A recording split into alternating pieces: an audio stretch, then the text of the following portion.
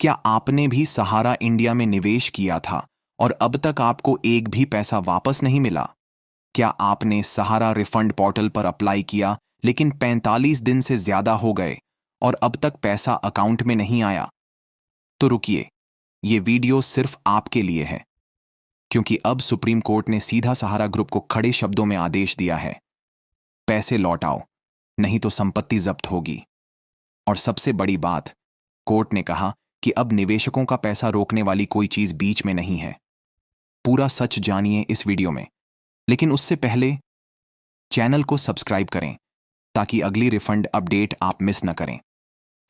अगर आपने सहारा refund portal पर आवेदन किया था और अब तक आपके खाते में पैसा नहीं आया है, जबकि आवेदन को किए 45 दिन से ज्यादा हो चुके हैं, तो आपको घबराने की जरूरत नहीं है। ऐसा सिर्फ आपके साथ नहीं हुआ है, बल्कि देश भर के हजारों निवेशकों को भी इसी स्थिति का सामना करना पड़ रहा है। सरकार ने शुरुआत में वादा किया था कि जो भी व्यक्ति सही तरीके से आवेदन करेगा, उसे 45 दिनों के अंदर पैसा लौटा दिया जाएगा। लेकिन वास्तव में ऐसा सभी के साथ नहीं हो पाया। कई मामलों में तकनीकी खामियां, आवेदन की गलत जानकारी या दस्तावेजों में गड़बड़ी सामने आई है। दरअसल, जब आप सहारा रिफंड पोर्टल पर आवेदन करते हैं, तो आपके द्वारा अपलोड किए गए दस्तावेज और दी गई जानकारियों को सिस्टम द्वारा वेरीफाई किया जाता है। अगर उस प्रक्रिया के दौरान किसी भी प्रकार की त्रुटि पाई जाती है, जैसे कि सदस्यता संख्या गलत हो, आधार बैंक से लिंक न हो या अपलोड किया गया दस्तावेज साफ न हो, तो रिफंड की प्रक्रिया रुक जाती है। ऐसे मामलों में पोर्टल की ओर से आपको एक ईमेल भेजा जाता है, जिसमें यह बताया जाता है कि आपके आवेदन में क्या गलती पाई गई है और उसे कैसे सुधारा जा सकता है। दुर्भाग्यवश बहुत से लोग उस ईमेल को चेक ही नहीं करते और फिर सोचते हैं कि सरकार पैसा नहीं दे रही। अब सरकार ने बिल्कुल स्पष्ट कर दिया है कि जिन लोगों को 45 दिनों के भीतर रिफंड नहीं मिला है, वे दोबारा से पोर्टल पर आवेदन कर सकते हैं, लेकिन इस बार पूरी सावधानी और सही दस्तावेजों के साथ। यानी अगर पहले आवेदन में कोई गलती हुई थी, तो उसे सुधारें और नए सिरे से रजिस्ट्रेशन करके दस्तावेज फिर से अपलोड करें। तो दोस्तों, वीडियो को इतना शेयर करो, हर लोगों के पास भेजो कि ये वीडियो सुप्रीम कोर्ट तक पहुंचे। अब बात करते हैं दोबारा आवेदन कैसे करें। सबसे पहले जाएं रिफंड पोर्टल पर जाइए, और आपको नहीं पता कैसे करना है तो डिस्क्रिप्शन आर्टिकल की लिंक है, वहां से चेक कर सकते हो। डिपॉजिटर रजिस्ट्रेशन पर क्लिक करें, आधार नंबर के अंतिम 4 अंक और लिंक मोबाइल डालें, OTP वेरीफाई करें और नया आवेदन फॉर्म भरें। सभी दस्तावेज स्कैन कर अपलोड करें, जैसे सदस्यता, रसीद, पासबुक, आधार और पैन कार्ड। अगर रिफंड 50,000 रुपये से अधिक है, सबमिट करें और फॉर्म डाउनलोड कर सुरक्षित रखें। सही जानकारी देने पर 45 दिन में रिफंड मिलने की फिर से संभावना बन जाती है। अब बात करते हैं उस ऐतिहासिक आदेश की, जिसने सहारा में फंसे करोड़ों निवेशकों को एक बार फिर उम्मीद की किरण दिखाई है। 3 सितंबर 2024 को देश की सबसे बड़ी अदालत सुप्रीम कोर्ट ने एक बेहद अहम टिप्पणी करते हुए साफ शब्दों में कहा कि सहारा समूह अब अपनी संपत्तियां बेच सकता है और इन संपत्तियों की बिक्री से जो भी पैसा मिलेगा, उसे निवेशकों को रिफंड देने के लिए इस्तेमाल किया जाएगा। ये बयान सिर्फ एक निर्देश नहीं, बल्कि उन लाखों परिवारों के लिए राहत का ऐलान था जो सालों से अपने पैसों का इंतजार कर रहे हैं।